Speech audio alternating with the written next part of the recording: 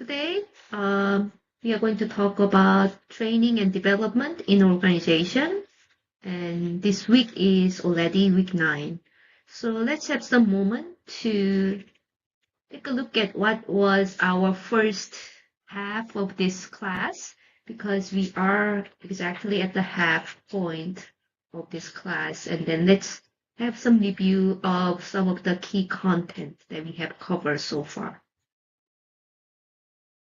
So remember the first week of this class, we talk about what is biopsychology and what is industrial part and what is organizational part. Right? So, and then we talk about what is the reliability, what is validity, what are different types of validities that is available. And we also learn about individual differences that try to predict behavior in organization, right? So individual difference, how to measure those individual differences, and then we talk about what is performance, and then there are different dimensions of performance. And I think it was week 6 or 7, we learn about selection, how to select people based on all those information we have learned so far, right? So to try to select those people who will be good for performing a job in organization, you need to understand what is performance is and what is the job. So you need to analyze the job. And then you also need to understand what is the KSA, what is individual differences that is relevant to the job performance. And then you need to be able to run some statistical analysis so that you can recommend a set of people who have better chance, who are predicted to perform better than other people, right? So that's why industrial psychology cover the topic of selection and placement, like developing test. So the big company, like Samsung, Hyundai, Google, they all have some selection test that they use. And then when you take a look at it, I recommend you to go to bookstore and then take a look at it. And those tests are mostly about the knowledge test, right? Because knowledge, skills, and ability predict their job performance. Or it is about abilities, like cognitive abilities or decision-making abilities.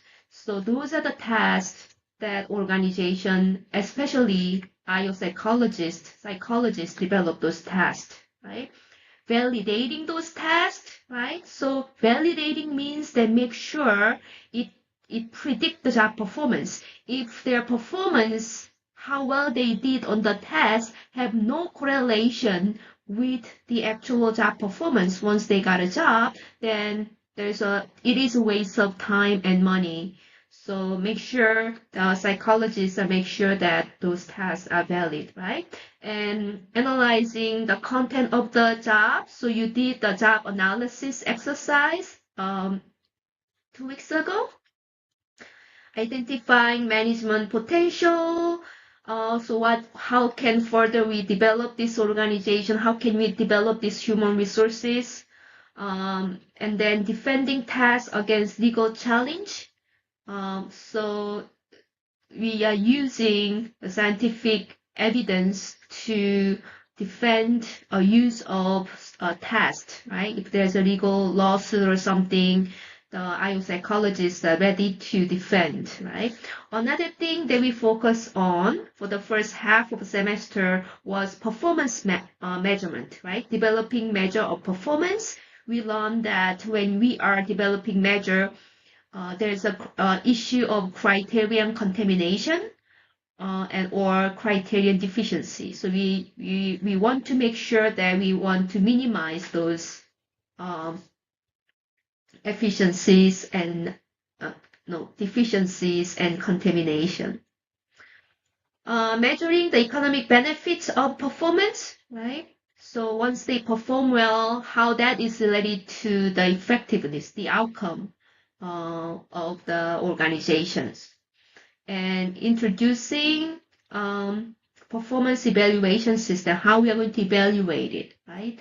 So is the performance is just objective indicator, or should that involve like perceptions from the supervisor or coworker, right? Because job performance is not just about the task performance, how well the person doing a task, but also it involves organizational strategic behavior or counterproductive work behavior. So if you remember, we had exercise where different people have different degree of task performance, OCB and CWB, and how you're going to promote these people, how you're going to reward these people, how you're going to possibly skip the promotion for a particular individuals, right? Are you going to fire this person if the person is good performer but is engaging in counterproductive behavior? So those kind of debate is very essential for studies of industrial psychology. So for the second half of the semester, we are going to cover a lot about training and development. So we need to develop a training program. You are going to develop a training program for organization of your choice, right?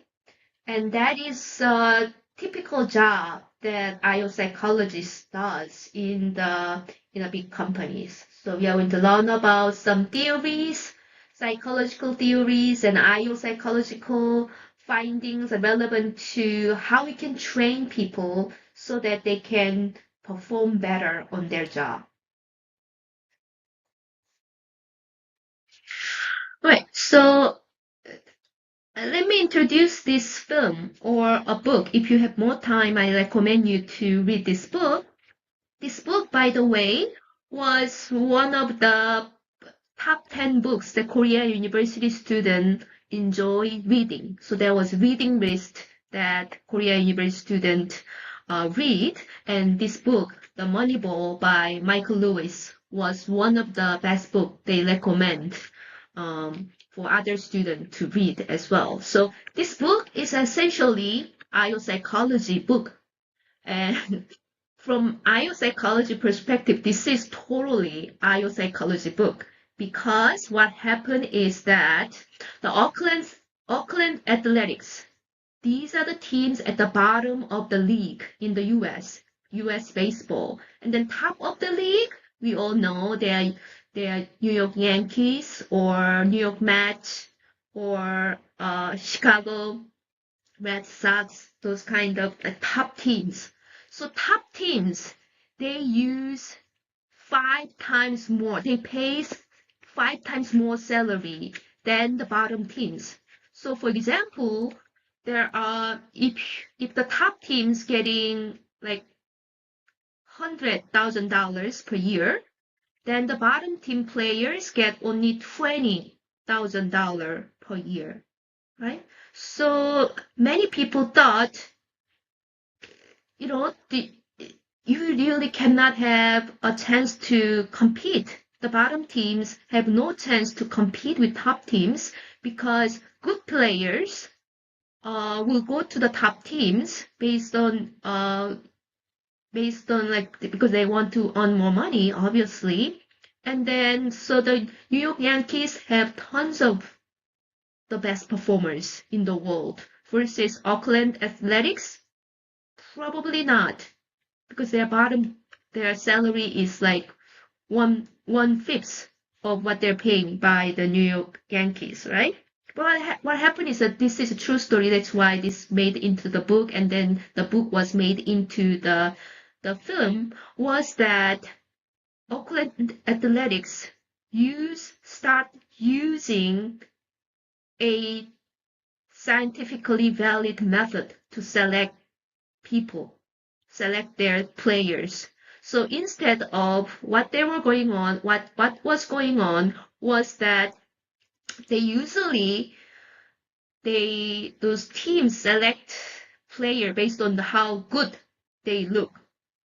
on outside, how fast they running, and then how their throw posture is is good, and how their bodies looks like they're good runners, right?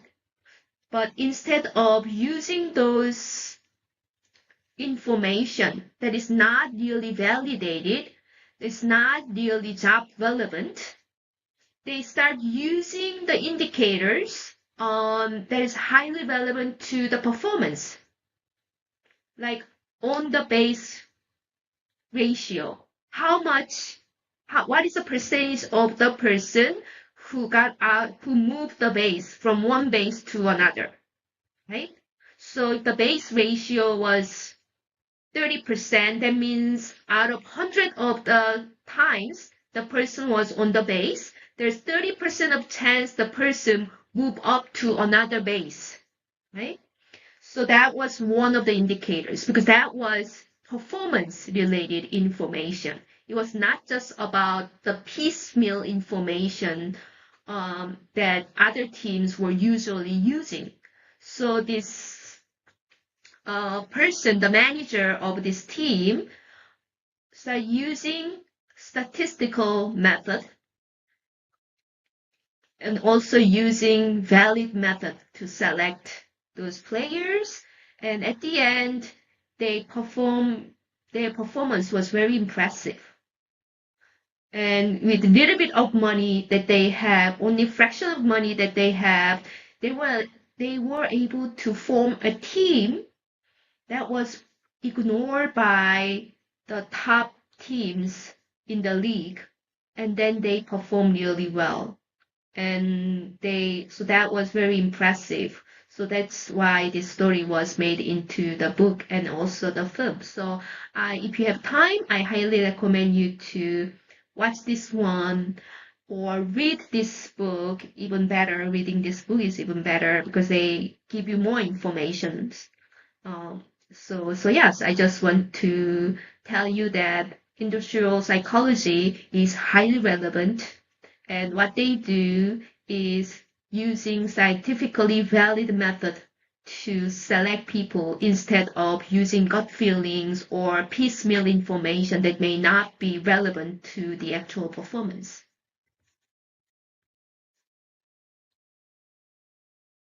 Okay, so let's look at the next seven weeks. This is the calendar of the next 7 weeks schedule. As you can see, I highlighted about the training activities that we are going to do. So this Thursday, you are going to have the first team meetings, and you are going to build a protocol. So protocol that which will be coming at the last slide of this session. You're going to see how the protocol should look like. Okay, so you're going to build. You will have informations about your team project this Thursday, and then you are going to have some team building time. Okay, and then next Thursday, based on the need assessment that you have done, you are going to have build a training objectives. And I'm going to show you that how you're going to build the training objectives, and then what are some guidelines that are involved in building a training objective.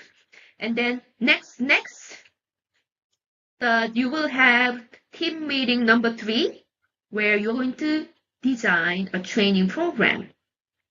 And then the team meeting number 4, you're going to have strategic discussion on how you're going to deliver this project, how you're going to complete this team project, right? And then June 11 and then June 9, you're going to have a team project presentation. All the slide and training program that your team have built will be due on Friday 12th.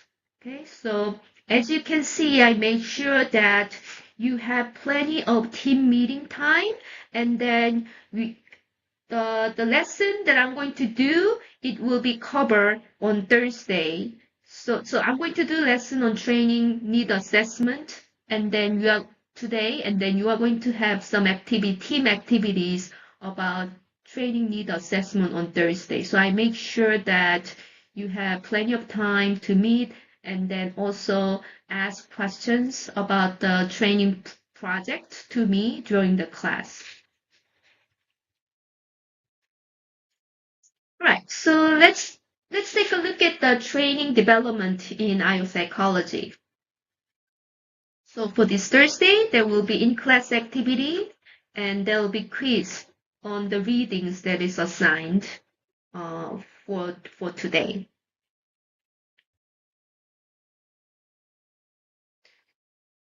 Training. Why do we cover training? I mean, not only the training is one of the key topic in IO psychology, but also in organization, training is huge business. Companies spend tons and tons of time and money on training, retraining their employees. So it's more than like 10 years ago, according to this statistic called in American Society for Training Development, organizations spend about 164 billion each year on training, and which is about 2% of payroll spent on training, which is about $1,195 per employees annually on training. Okay, so that's maybe the organization spend a lot of money. Then if you're spending so much money then on something, then what is the assumption? What is the expectation? The expectation is that training does improve the employee's knowledge and skill, right? That is the assumption. But this assumption is not really happening. So we are going to talk about it, right? Not really, blah, blah, blah. Okay, so let's look at the example of training in the big company. So this is just a fraction of example. Every company, especially every big company, have humongous department on training. They often call this human resource development department. So Samsung have Samsung University, okay? And then they invite those people, those employees, often annually, to give them some sort of trainings. McDonald's is a franchise company. The franchise company also really emphasize training because you want to make sure that hamburger that you eat in Shanghai is same quality and same taste as you eat in Seoul or Singapore or US, right? So McDonald's have Hamburger University. And then they train over 275 employees, and the lower level employees who flip the burger and doing the reception in the McDonald's branch, as well as the high level leaders who are getting leadership trainings and the quality inspection trainings, customer service trainings, and all sort of training. So big companies are spending a lot of money. These are just fraction of example. Every big company have a humongous training department. Then where does training fit? So you may be familiar with this diagram that I drew one time during class, right? So if we think job characteristic is fixed and then individual difference is fixed, then we're focusing on selecting people. So we already know the job, and then we think the person comes with the characteristics, right? Then there's no it's not really smart to try to train those people or try to change the job, right? So we're focusing on the selection. For those jobs that are fixed, but you think that individual difference related to the job can be changed, can be improved, easily changed, then you better focus on training. So we have fixed job characteristic, and then we change the people so that people fit better with the job. Okay, so that is the selection and training differences. So far we talked about in this class that how to measure individual differences, and then how to understand job differences, right? Job analysis, job performance, right? How to understand it so that we can select people. So last session was about the selection, right? Now, in second half, we are going to move forward and then thinking that, okay, what about those individual differences that we can change? Can we change those individual differences like knowledge and skill so they perform better on the job? They improve on their performance. So that is training, right? So that's why industrial psychology is doing training. Okay, so what is training? Training is systematic acquisition of skills, knowledge, and attitude. Remember, this is not ability. So previously on selection, when we talk about individual differences, we talk about knowledge, skills, and abilities, right? But here, we talk about systematic acquisition of attitude. So attitudes or belief that predispose a person to behave in certain ways. Okay? So example is diversity training. So how you treat people with different color, people who are different in gender, right? Or sexual orientations. How do you treat those people? So it's not just about how you treat those people, those behaviors, not just about knowledge and skill, but oftentimes it's determined by your attitude. What kind of attitude that you have to the foreign workers in this factory, right? If you have attitude that the foreign workers are somehow inferior compared to the non-foreign worker, then this attitude will direct your racist behavior, right?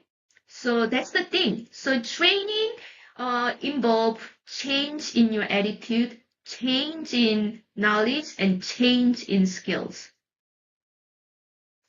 One thing also very important about the training is that training is result in improved performance in another environment. So you get some training in the one environment, and then we want that training, those knowledge, skills, and attitude will be transferred to the organization. So you're going to actually perform well once you go back to your position, right? So that is called transfer.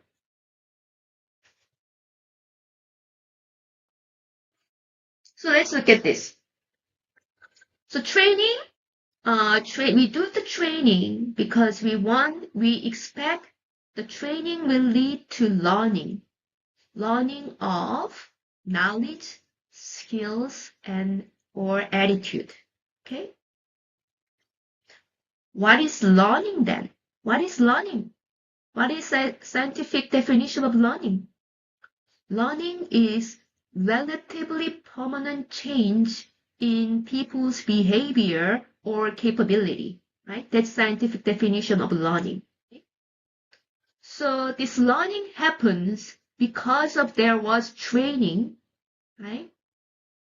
So learning is also impacted by characteristics of individuals and training design. So if training is designed very well, right?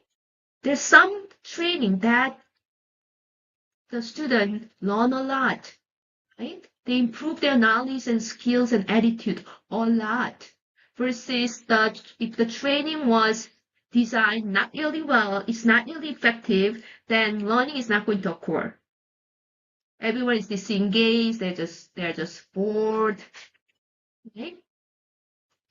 So learning happens, and then learning will improve performance in the organization. So performance is behavior that can be observed in the organization. So supervisor will notice things. Oh, this person now can use AI very effectively. Oh, okay, this person improved the productivity by 10% after the training. Right? Oh, this person, they improved the communication strategy, communication skills very well. Previously, there was a lot of conflict with this person because the person didn't know how to communicate the opinion with other people. But now, after the communication training, the person is doing really well, improving their communication behavior, right? So these are the diagrams that show how training is leading to a better performance in an organization. But oftentimes, we see that if you have parents working in the company, right? If you were part-time employees in one of those companies, or your uncles are working in a company, that you might have heard that trainings are considered as a waste of time and waste of money for employees. Many times they say, I hate training, right? It's a waste of time. I see no point of getting trained, right? So employees don't like trained. It's not because training is ineffective, but training was designed poorly. So, for example, training oftentimes is boring. It's like reading a lecture, which is what I'm doing now. I hope this is not that boring. But honestly, this could be really boring because the chapter that you have to read is not fun. But you need to get the information. Best way to get the information is through the lecture. Reading and lecture is the best way to get the information. You need to have information as an expert, right? Best way to improve your skills is practice. So that's why I have some practice sessions to improve your skills as a psychologist, right? But yeah, boring and engaging, not engaging, so it's failed because of failed training design, right?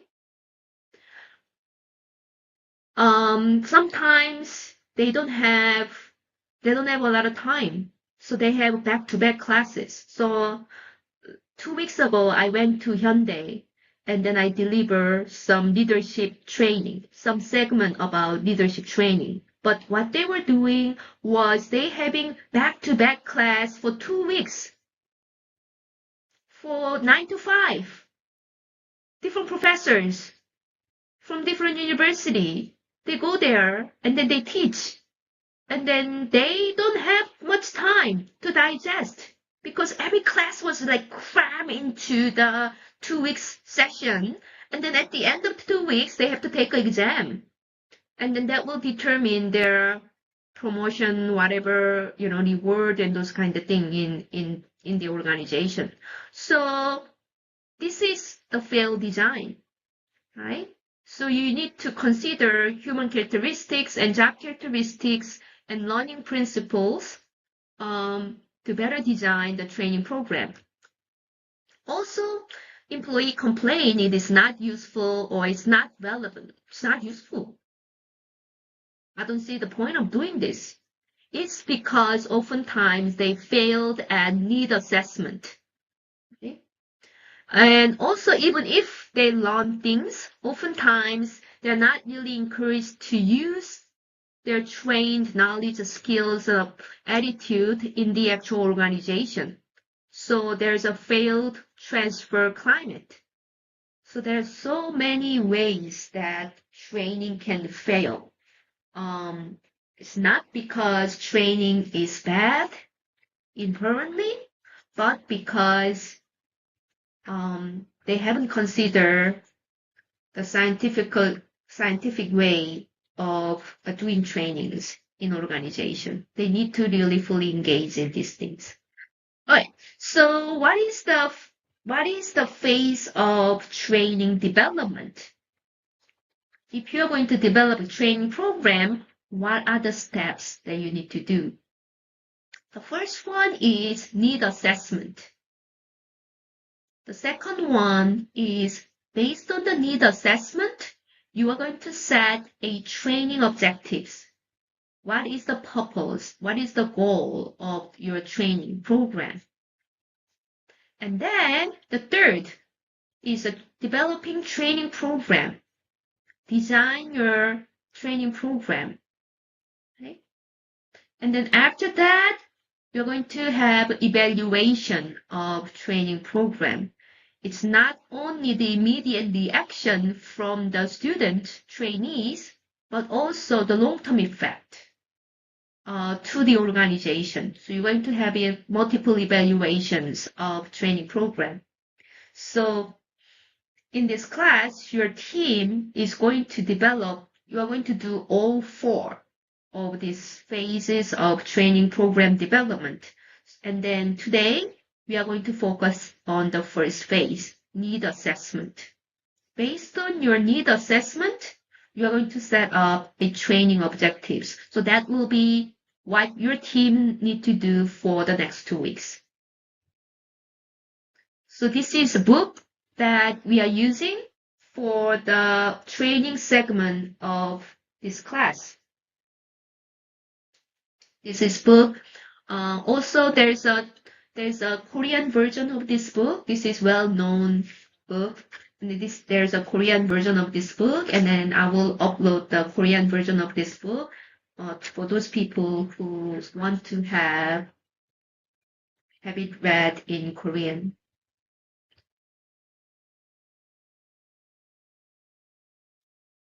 Right. So training model. So in this book, I think this is a chapter 2 or 1. They have this training model, right? So first, before you develop a training program, you need to do need assessment. The need assessment about organization, need assessment about the task and relevant KSAs. Then you're going to do assessment of the people that you are going to train, right? Based on this need assessment, you determine a training objectives. What will be the specific goal that you want to have for this training program? Okay? After you set up training objectives, you're going to select and design training program. And then you are going to develop a evaluation criteria, evaluation standard, right? Using a evaluation model. So we haven't covered this yet, right? But we are going to cover in 3 weeks. And then we are going to consider the validity of your training program, right? So that's what the different phase of training program development. Okay, phase 1, need assessment. When a patient arrives at a medical office complaining of pain, the physician makes a diagnosis, perhaps ordering an X-ray or lab test. Need assessment is the diagnostic X-ray film to see the kind of intervention from which the company will benefit, right? So when the company having issues, if you are the independent consultant, they will call you, right? They will call you, we have such and such problems, right? Then what you need to do is doing a X-ray, something like an X-ray, to see where is this problem. why this problem they are experiencing. Is that the lack of talent? Or is that the environment is changing too quickly? Is that the leadership issues? Right? Is that the selection that they're doing using not really valid indicators? There's different issues they are having. So before you determine what is the cause of this issue, what you need to do is need assessment. And also training also need to done after the need assessment is done to understand what would be the best training for this company. So in this book, the author saying that like providing training program without need assessment is like, okay, let's do surgery without having x-ray screening of the patient. That's ridiculous, right? You need to see where exactly the bone is broken before you do any kind of surgery. There's three types of need assessment. The first one is organizational level, organizational need assessment, where you examine what kind of organizational goals that they have, what are their resources, and what is their environment looks like. Right? And then second one is task analysis. What is the job that you need to train? Right? There's different types of jobs in organizations, right? So what is the job that they need to get trained? And then what is the KSA, right? That is required to perform well on the job. So that is task analysis. And then personal analysis. Who are the potential trainees and what are their characteristics, right? And then who should be trained and then who shouldn't be really trained. How are you going to select people who need to get trained versus who don't need to get trained, right?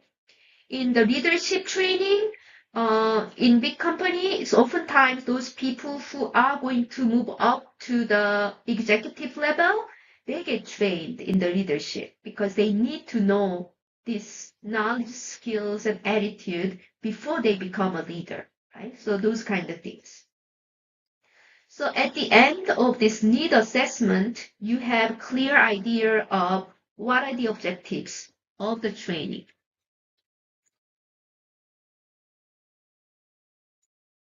In the book, in the chapter, they talk about before all this, you need to get organizational support.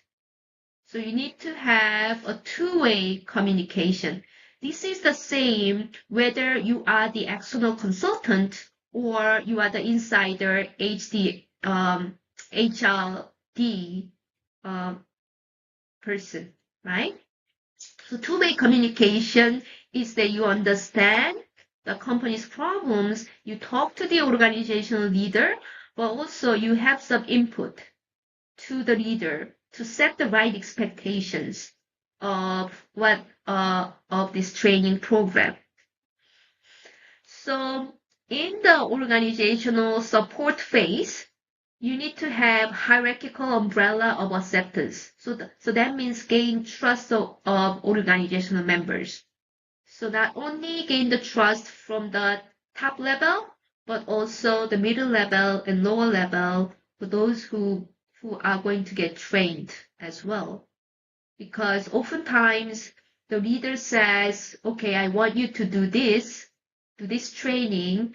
And then when you show up for the training program, then those people who actually get trained had no information about why they are doing this training for. So then the training outcome is not going to be good because they think this training program is not really relevant. They think that training program is waste of their time, right? So you need, before you develop any program or suggest any program for the people, you need to talk to each of those individuals at each different levels of the hierarchical level of organization. So the key people, those key people who you need to talk to are all those individuals who are affected by need assessment. So obviously those people who have a job that you are going to train, you are going to train those people, but also their supervisor, right? Their supervisor, and then their upper level leaders, or if they have customer, maybe you can talk to some of those customers to get some support. And then at the end of organizational support phase, you have liaison teams or person who you can talk to, get more information. If you have any questions about the process or where to get the information, oftentimes the liaison person is the person that you can talk to. So that you are going to develop a program that really match with their needs of the organization. Okay.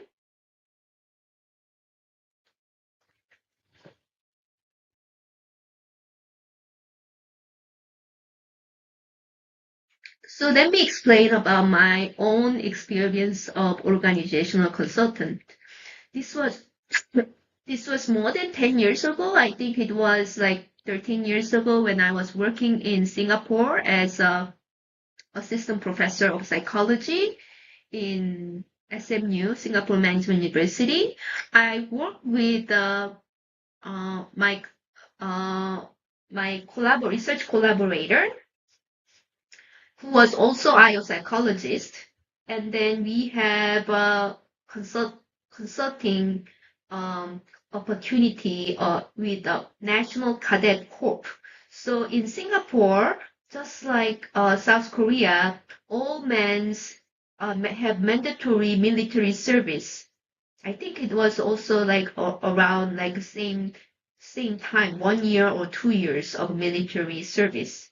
And then they in the military, going through the military service, they going through different trainings, right? And also even before the military service, the high schools and middle school have national corps like as a extracurricular activities where they develop leadership, they develop personal disciplines, and have patriotic uh, attitude toward their country. So the company or the organization, I think it's more like organization, consists of military soldiers, and then they had some issue of ineffective training. So the students were complaining how they're not really see the progress of their training. They don't see the value of the training. They think it's a waste of time. Oftentimes they just do it to get the extra point for their college, not really engaged into the training program.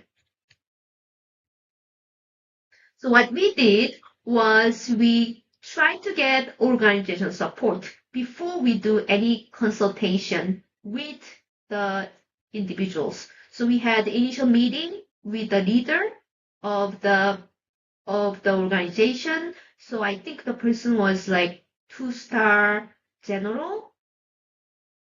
And then the second meeting was with the leader and the middle level manager. So we had some small group discussion. And then third meeting was meeting with the representatives from every level of organization. So the leader, middle level manager, lower level managers, right? And then the follow-up meetings, we actually talk to the actual teachers and students who are getting trained by this organization. So we could have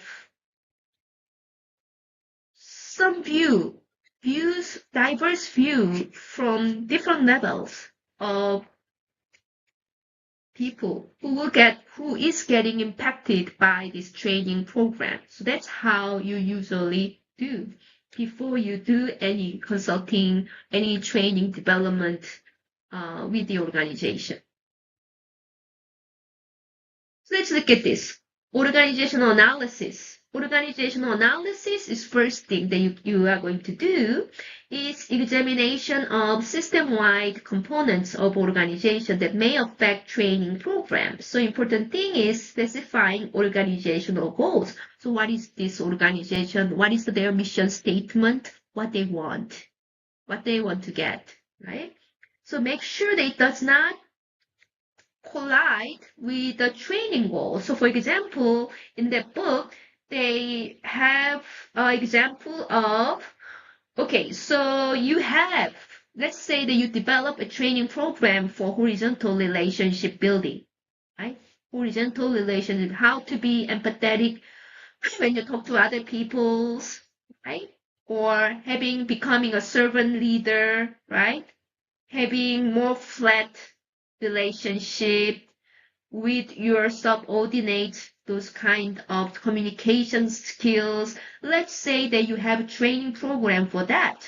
But if organization goal or organization is structured hierarchically, and they value hierarchical direct communication from top down, then your training program does not match with the organizational goal, and then we don't recommend you to sell your training program for this organization. The people is not going to be happy, right? And then because it's useless, because they're not going to use the trained KSAs in organization because they have different values. So you want to make sure that whether you're going to sell the training program or whether, let's say that you are the executives at Samsung, you want to buy some training program, you want to make sure you buy training program that match with your organizational goals and that match with what you want to achieve. Okay. All right. So training, also you need to consider training climate. So that means transfer climate. How encouraged the trainees will be once they learn their KSAs. Can they use those KSA in the organization or not? So there's two components of transfer climate that you need to consider. The first one is situational cue.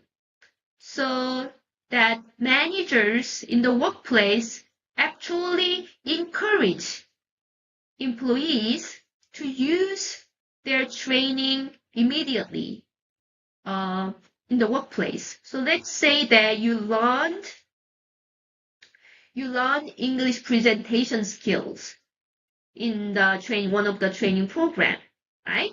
And then you go back to your organization and then your manager encourage you, oh, you have learned English presentation skills. Why don't you prepare and then do a English presentation for upcoming meetings with the executives in 6 months or 2 months, something like that, right? So this is a situational cue. And the second component of training climate is reward. So manager, let the employees know that they're doing a good job when they're using trained materials, trained KSAs. Oftentimes managers just ignore it, or they don't react to it, or they even punish those employees who try to use what they learn from the training program. So let's say that if you learn how to become an effective leader, how to set the goal for the employees in the training program, right? Then the organization should let them not only give the opportunity to engage in goal settings with their subordinates, but also they need to recognize it and then provide a positive sign. Okay, you use the training program, you use trained KSA, so that is good job. You've done a good job, right? So those kind of reward is very important in organization for the training to be transferred into the organization. Right. So after that, after organizational analysis, you're going to do a requirement analysis. So requirement analysis, you're going to choose method for your need assessment. There are different methods that you can use. So more information about the pros and cons of each method is available in the chapter on LMS. So do take a look before you come to class on this Thursday, because we're going to talk about requirement analysis on Thursday. Okay.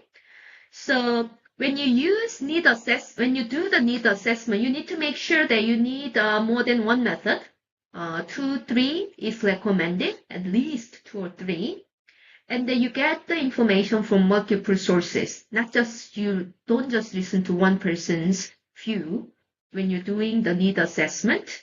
And make sure that you have some documentation of all the information that you have recorded. You determine the participant, who will be the participant for the need assessment, and what will be the typical flow of how this all comes together. So typically it's observation, and then you do an interview about KSAs and task, and you do the task, cluster the task, and then you do the survey on how important frequent this task is, how important these KSAs are. Okay. Then when you do the requirement analysis, what is recommended is you anticipate problems that you will encounter. So anticipate like questions from the people in organization, and then you develop some protocol that you're going to follow during the need assessment.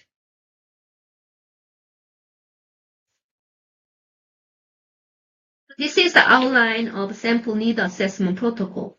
So first, you introduce need assessment team and other participants, right?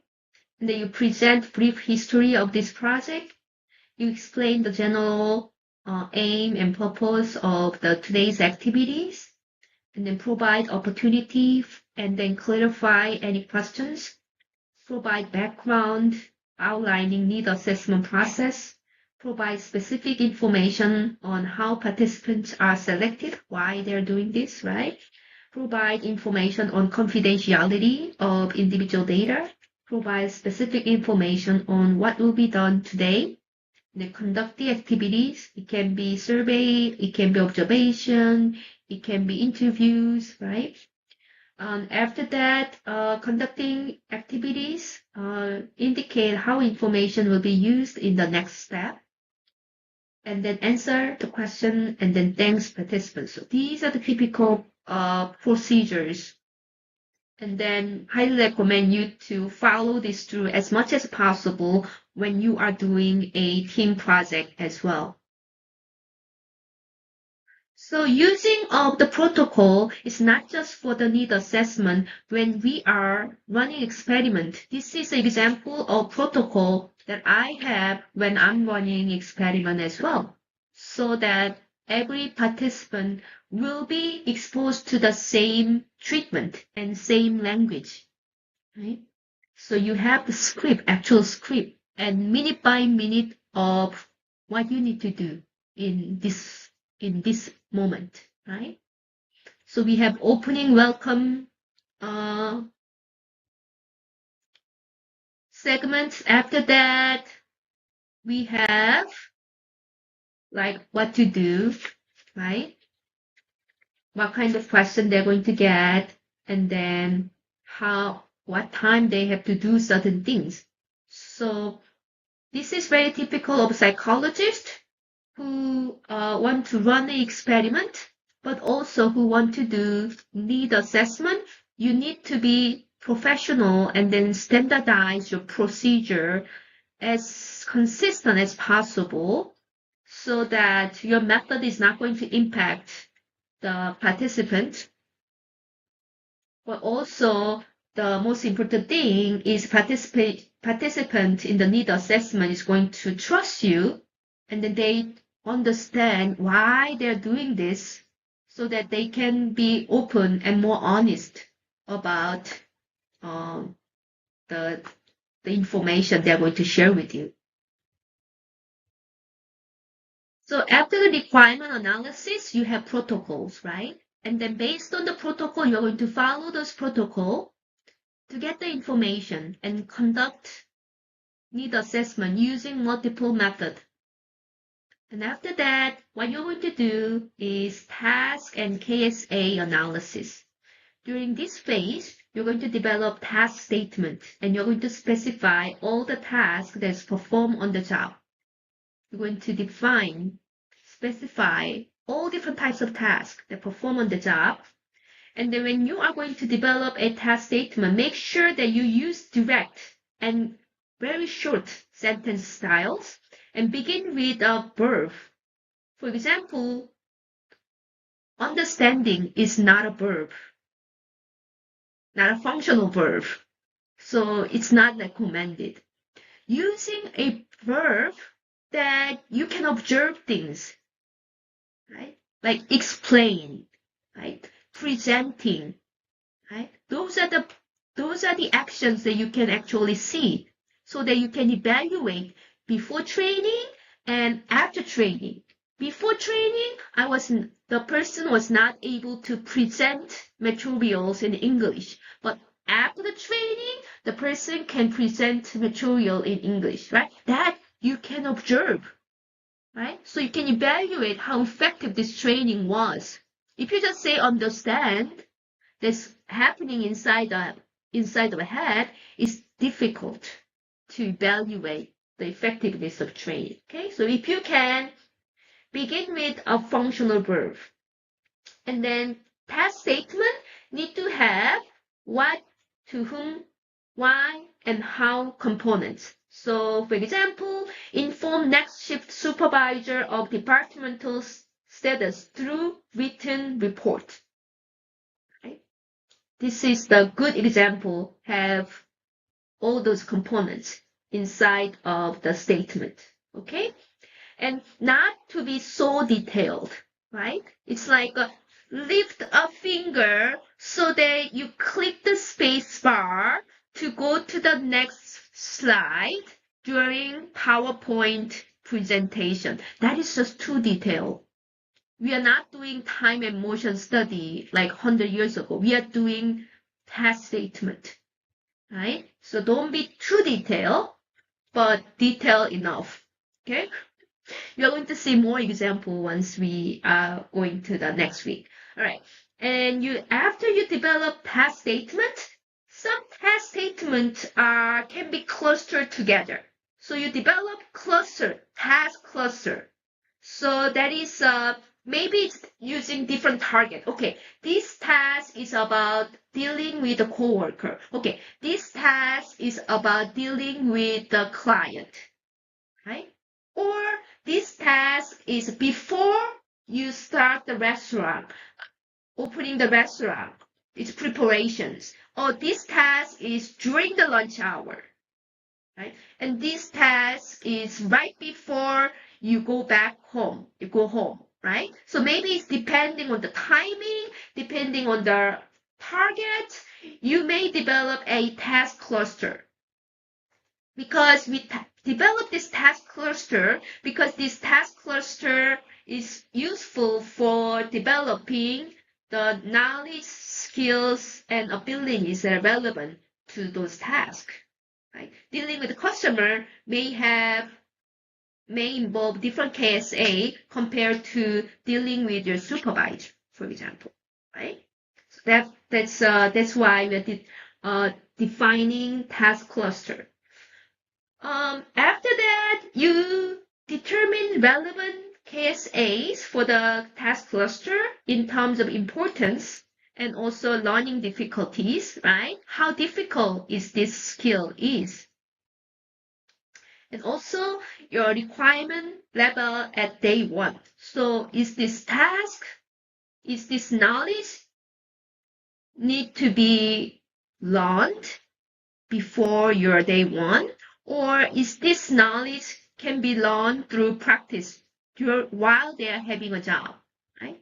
The information about the different menu, right? As a waitress, do they need to know like the beginning of their job?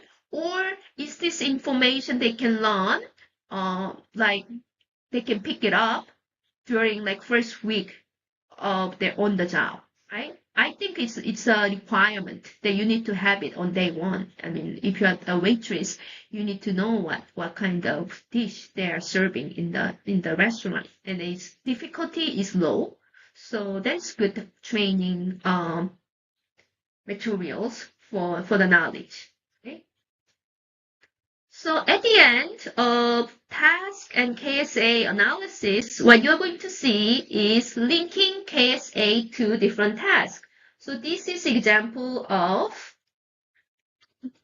linking task to the different cases. So knowledge of map format and symbols used in reading maps, right? So this knowledge is useful for the task of searches map for geographical information to respond to requests from the general public. Also, this knowledge is useful for receives information from trooper by phone, such as requested for assistance to relay to the closest available trooper, right? So I think this is the job of police radio operator, right? So this is another example. The ability to explain technical information to the customer in a way that he or she understands. So this kind of ability is useful for the tasks such as provide instructions to the customer concerning basic self-text that can be used to resolve the customer's difficulty. Provide information to the customer about services that are available to resolve the problems.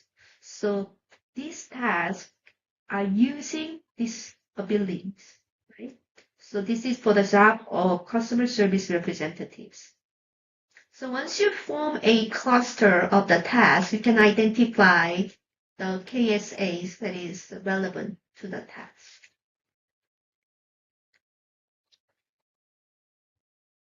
So at the end, this is the thing that we have. We have training program, right? Training program try to educate the trainees so that they can perform the task, right? And I don't have the pen now, but yeah, so like training try to teach the task so they can perform this task on the job, right? And then this task involve the KSA, knowledge, skills, and ability, right? So this is the thing, the middle part, right? Middle part is the things that we try to do, accomplish during the training program so that they have knowledge, skills, and ability so they can perform the task. They can perform the task on the job, right? So that will be